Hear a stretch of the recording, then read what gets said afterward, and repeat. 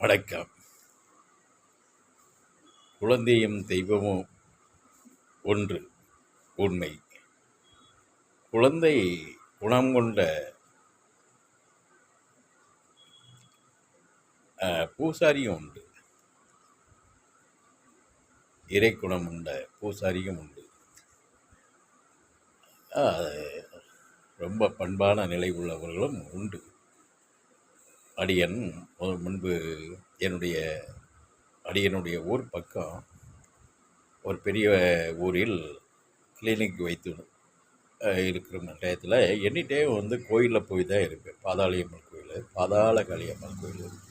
அங்கே பூசாரியாக இருந்தவன் கொஞ்சம் பையன், ரொம்ப பண்பான ஐயன், குழந்தை போல அவன் என்னிட்டையே அன்பாக இருப்பான், ரொம்ப அன்பாக இருப்பான், கனிவாக இருப்பான்.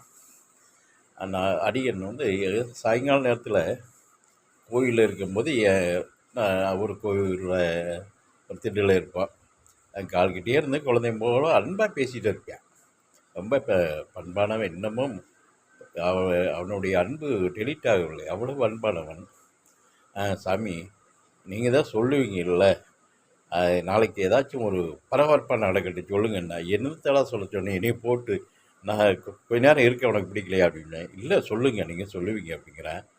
சரின்னு நாளைக்கு 10 மணிக்கு போலடா, நம்ம கோயிலுக்கு நேராக பைகாட்டில் இருக்குது கோயில், ஊருக்கிட்டேயே தாண்டி ஒரு 1/2 கிலோமீட்டரில் மெயின் ரோடு.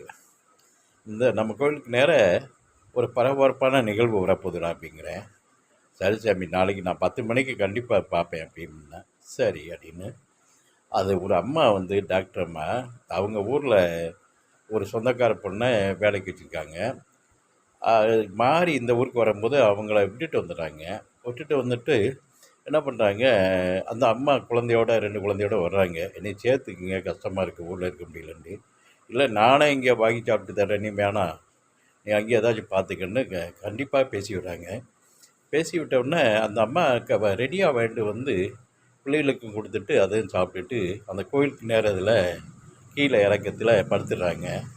காலையில் 10 மணிக்கு தெரிகிறது 3 பேர் அதில் இதாகிடுறாங்க அப்படின்னு ஒரே கூட்டம் பரபரப்பாகிடுது.